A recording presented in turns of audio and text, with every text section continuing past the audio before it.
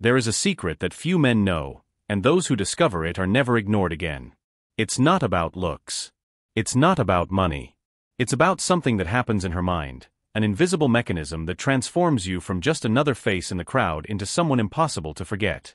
And the most disturbing part? You're probably doing the exact opposite of what you should. Think about the last time you truly wanted something. Not just anything, something that seemed to slip through your fingers every time you tried to grab it. The harder it was to get, the more you thought about it. How many times did it invade your mind during the day? At night? That's human nature working at its most primitive level. Now imagine having that power over someone's perception. Imagine being what occupies her mind at the most unexpected moments.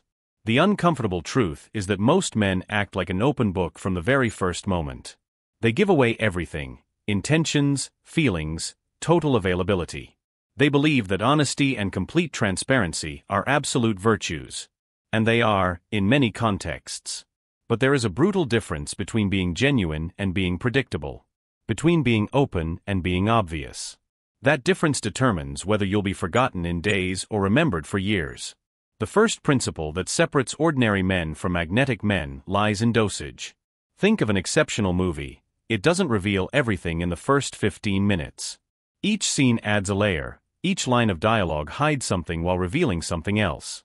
The audience stays hooked because they need to find out more. When you reveal yourself completely right away, there's nothing left to discover. And what there is nothing to discover about does not create curiosity. What does not create curiosity does not create constant thought. And what does not create constant thought disappears. But pay attention, this doesn't mean lying or pretending to be someone you're not. It means understanding that mystery is not deception, it is the architecture of revelation. You don't hide who you are, you control the rhythm with which you allow yourself to be known. There is depth in you that took years to form. Why expose all of it in a matter of hours? Now comes the part that irritates many: strategic absence. Does it sound calculated? Manipulative? Maybe. But observe reality. People value what they don't have guaranteed. It's not cynical, it's basic psychology. When you are always available, always responding immediately, always canceling your plans to be there, you communicate something silent but deafening: my life revolves around you, and nothing else matters. That should be romantic. In practice, it's repellent. Absence creates space. In that space, her imagination works. She fills in the blanks with versions of you, scenarios, possibilities. When you're always present, there are no blanks to fill. There's no mental work happening. And obsession, at its core, is involuntary mental work. It's thinking about someone even when you don't want to, even when you should be focused on other things. But here's the detail that few grasp: absence without value doesn't work. If you disappear but didn't add anything when you were present, your absence won't be felt, it will be a relief. The power lies in the combination: memorable presence followed by strategic absence. You need to be unforgettable so that your absence is truly felt. And this brings us to emotional control, perhaps the most misunderstood aspect of this whole dynamic. Men constantly confuse vulnerability with uncontrolled emotional weakness. True vulnerability is strength. It is choosing to show something deep at the right moment, with the right person. Uncontrolled emotion, on the other hand, is exploding, constantly complaining, desperately seeking validation. The difference lies in control, not in the emotion itself. When you master your emotions, you don't suppress them. You direct them. You feel everything intensely, but you choose what to express, when to express it, and how to express it. This creates a powerful contrast: a man who remains centered while the world around him loses reason. Women do not obsess over predictable men who emotionally react to every little stimulus. They obsess over those who seem to have access to a source of inner stability that they themselves are seeking. Now answer with brutal honesty: how many times have you chased someone who didn't show that much interest? And how many times did you lose interest in someone who chased you intensely? The answer reveals an uncomfortable truth about human desire. We want what seems slightly out of reach. Totally inaccessible? We give up. Totally accessible? We lose interest. The sweet spot lies in that gray zone: possible, but not guaranteed. If you've been following so far and recognizing patterns in your own behavior that explain past results, it's worth continuing. Subscribe to the channel, Because what comes next will challenge even deeper beliefs about attraction and obsession. Making her compete for your attention sounds cruel the first time you hear it. But look at the world. People compete for everything they consider valuable. Jobs, opportunities, recognition. Why would romantic attention be any different? When you distribute your attention indiscriminately, it loses market value. When your attention seems to be something others also want, something for which there is demand, it becomes a prize. This doesn't mean pitting people against each other in an obvious and toxic way. It means having a life so rich, so filled with purpose, projects, friendships, and personal growth, that your attention becomes genuinely scarce. When she realizes you're not desperate, that you have options, that other people value your time, something shifts in the dynamic. The competition here is not necessarily with other women. It's with everything else in your life that demands your focus. It's her realizing that winning your time and attention means something because you don't give those things away easily. And curiously, the more she has to compete for your attention, the more she values it when she finally gets it. And then we come to unpredictability, the final component that turns interest into obsession. Routine kills passion. Predictability kills fascination. When she knows exactly what you're going to say, how you're going to react, what you're going to do, you become part of the scenery. Comfortable, maybe, but not exciting. And obsession requires constant emotion, surprise, that feeling of not fully knowing what comes next. Predictable men are safe. Unpredictable men are addictive. The difference lies in maintaining elements of surprise, an unexpected message after days of silence, a completely different plan from the usual, a reaction she didn't anticipate. You need to be an enigma that she is constantly trying to decipher, but can never completely solve. Here lies the central conflict we will explore. How do you balance authenticity with strategy? How do you apply these principles without becoming a manipulative caricature? How do you create healthy obsession instead of toxic dependence? And most importantly, what happens when you finally understand the mechanism, but realize it might destroy something you truly wanted to build? Let's talk about what really happens when you start applying these principles.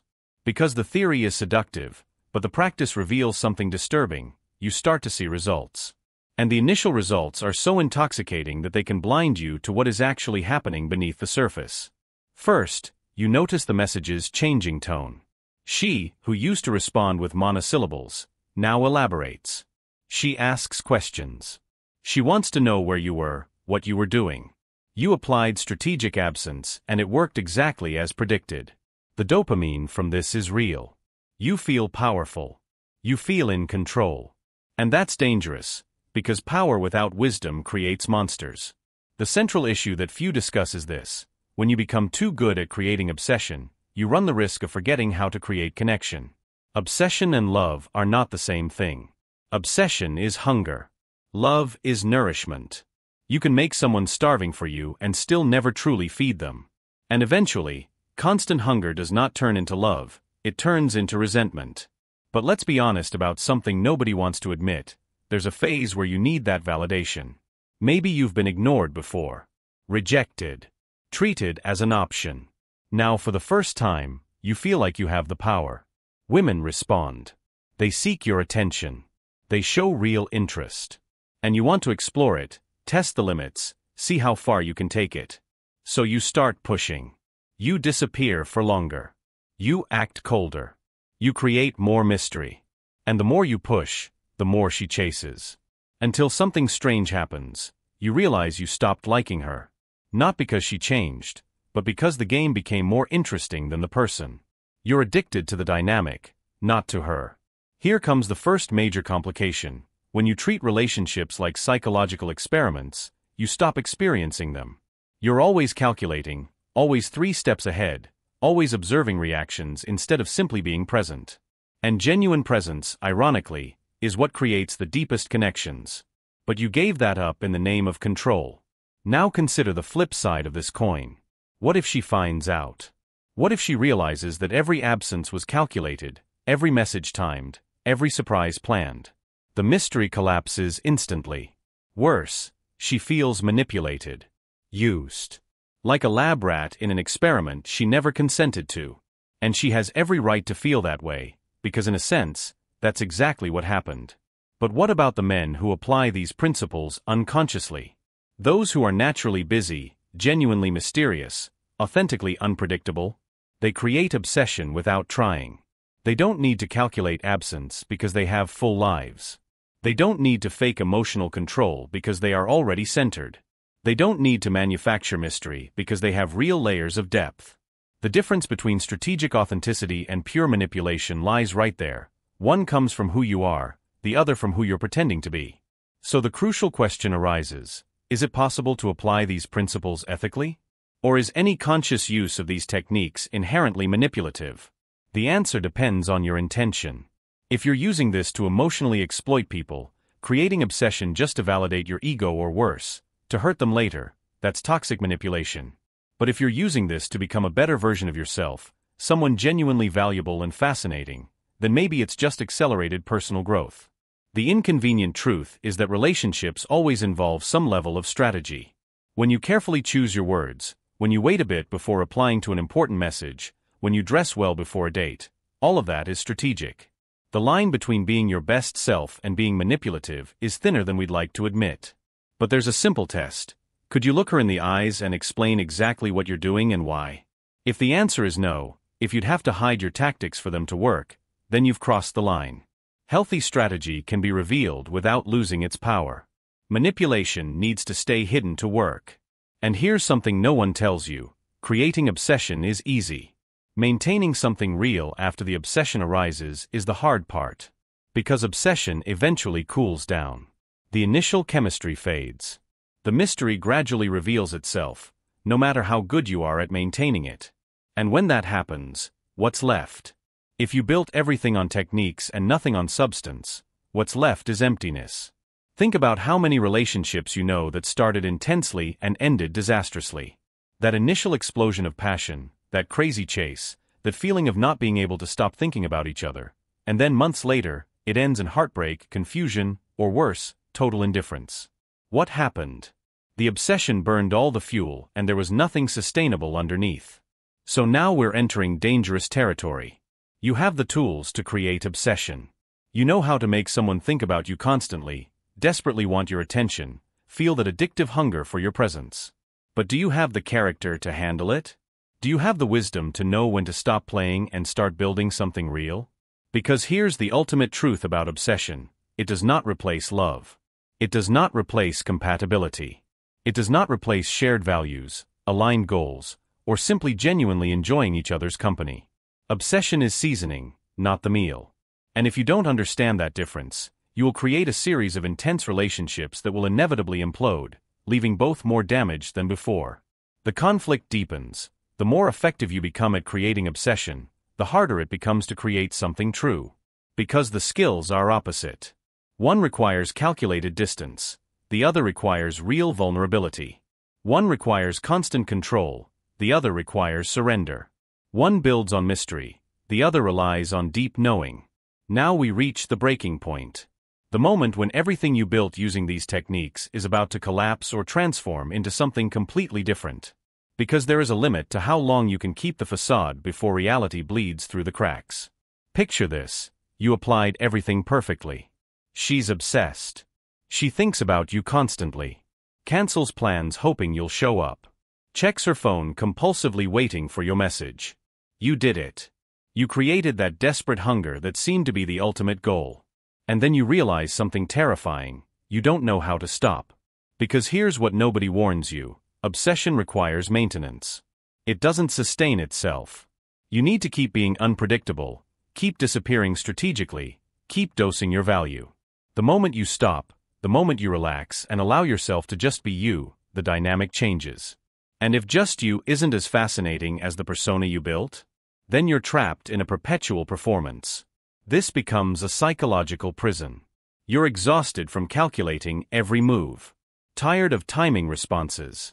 Fed up with manipulating emotions when all you really want is simple, honest connection. But you're afraid. Afraid that revealing yourself fully will mean losing her. Afraid that the real version of you won't be enough. So you keep up the act, and every day it gets heavier. And here's the cruel irony. While you've been busy creating obsession in her, you've developed your own sick obsession. Not with her necessarily, but with control. With the validation of knowing you can do this. You got addicted to the power, and now you're just as trapped as she is. Two prisoners in a toxic dynamic neither of you can abandon. Then the inevitable happens. She has a moment of clarity. Maybe it's a friend pointing out the obvious. Maybe it's simply emotional exhaustion. But she realizes that this roller coaster isn't love, it's chemical dependency disguised as romance. And dependencies eventually need to be broken, no matter how painful the process. When she pulls away, you face a devastating choice. You can double down on the tactics, push the psychological buttons even harder, try to drag her back into the cycle. Many men do this. They apply even more extreme absence, play with jealousy, create artificial urgency. And sometimes it works. She comes back. But now you're in even more toxic territory, where every cycle of breakup and reconciliation leaves deeper scars. Or you can do something radically different. You can stop. Completely. Abandon all the techniques, all the strategies, all the carefully cultivated control. You can choose total vulnerability instead of calculated power. And that choice terrifies you, because it means risking rejection of your true self, not just of a mask you can discard and rebuild. Here's the moment of truth that defines everything. When you finally allow yourself to be completely seen, without filters, without strategy, without control, one of two things happens. Either she falls in love with the real human behind the fascinating persona, or she realizes it was the illusion she wanted, not you. Both outcomes are painful in different ways, but at least one of them is honest. Most men can't make that leap. The fear is paralyzing. So they stay stuck in a miserable middle ground, half-heartedly applying techniques, being vulnerable occasionally but retreating when it gets too scary. This creates emotional confusion where no one knows where they stand. She can't trust because your actions are inconsistent. You can't relax because you're constantly managing perceptions. And the longer this continues, the more damage it causes. Not just to the relationship, but to both as individuals. She begins to doubt her ability to judge people, to question whether she can trust her own feelings. You begin to lose your sense of who you really are, since you've spent so much time being strategic that you forgot how to be spontaneous. There's also a cost nobody mentions. All the other areas of your life start to bleed this manipulative approach. You apply similar tactics in friendships, professionally, with family. You become someone who's always playing chess while others are just having honest conversations. People start to feel something off when interacting with you, even if they can't articulate exactly what. You become effective but isolated, powerful but alone. Now we're at the epicenter of the dilemma. You've mastered the art of creating obsession, but lost the ability to create real intimacy. You can make people desire you intensely, but you can't make someone truly know you and love you for who you are. And that is the central tragedy of this whole approach. You became irresistible but unlovable. Desirable but not trustworthy. Fascinating but fundamentally unknown. The question that remains is brutal. Is it worth it? Is it worth being obsessed over by someone who doesn't truly know you? Is it worth having power over other people's emotions if it means giving up the possibility of genuine connection? Is it worth winning the game but losing something essentially human in the process? The resolution is not what you expected. There is no magic formula that allows you to maintain power and still have authenticity. You can't have your cake and eat it too. The truth is that you need to choose which version of success you really want. Success can be mastering the psychology of attraction, creating obsession on demand, having multiple people vying for your attention. That is a type of victory, undeniably. You become efficient, calculated, rarely rejected because you are always 3 steps ahead. But this path has a cost that only fully reveals itself years later, when you realize you never truly let anyone in. Or success can be building something sustainable with someone who knows you completely, your strengths, your flaws, your fears, your hopes, and chooses to stay anyway. This is harder, riskier, more vulnerable.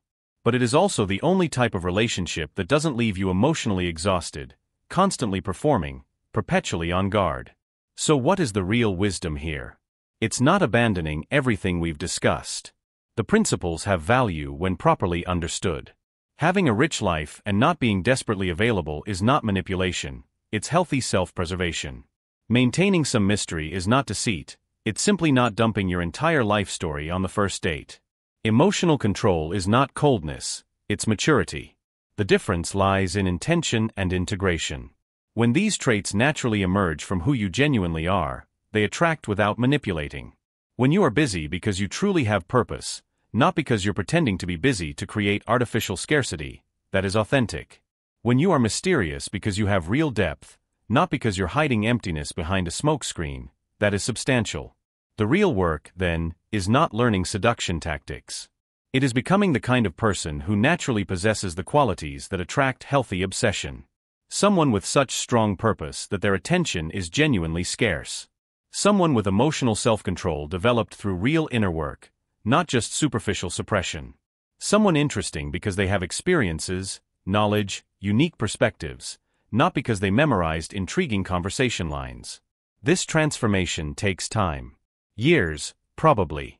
Not weeks of applying techniques. And during this process, you will likely be less effective than if you were using pure manipulation. You will be rejected more. You will face more uncertainty. But every connection you make will be based on truth, not illusion. And when something goes wrong, you will know it was genuine incompatibility, not because your mask slipped.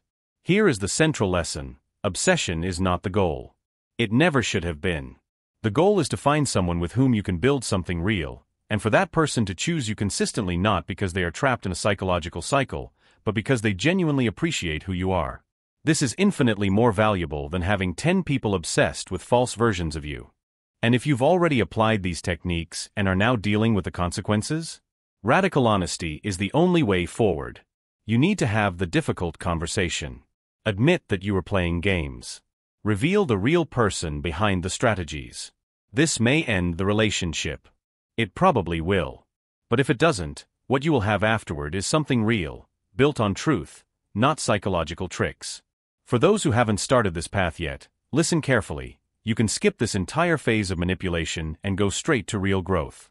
Focus on becoming genuinely fascinating. Develop skills. Cultivate passions. Build a life so interesting that you naturally have less time and energy for emotional games. Work on your mental and emotional health until you are stable on your own, not dependent on external validation. When you do this real work, something interesting happens. You stop needing tactics because you become the tactic. Your life, your character, your presence, all of it attracts naturally without conscious effort. And the people who are attracted to this authentic version of you are far more likely to be genuinely compatible. The final moral lesson is this: power over others is empty compared to power over yourself. Controlling other people's emotions is inferior to mastering your own. Creating obsession in others is less valuable than having inner peace that doesn't depend on external validation. The truly magnetic man is not the one who can manipulate any woman into obsession. It's the one who doesn't need to because he is already complete himself. So stop looking for techniques to make people desire you. Start doing the inner work to become someone worthy of being desired. Not as a performance, but as reality.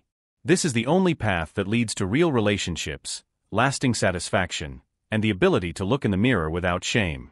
If this journey resonated with you, if you are ready to abandon games and build real substance, subscribe to the channel. The work of becoming truly magnetic, authentically attractive, and genuinely complete never ends. But every step in this direction is infinitely more valuable than any temporary manipulative victory.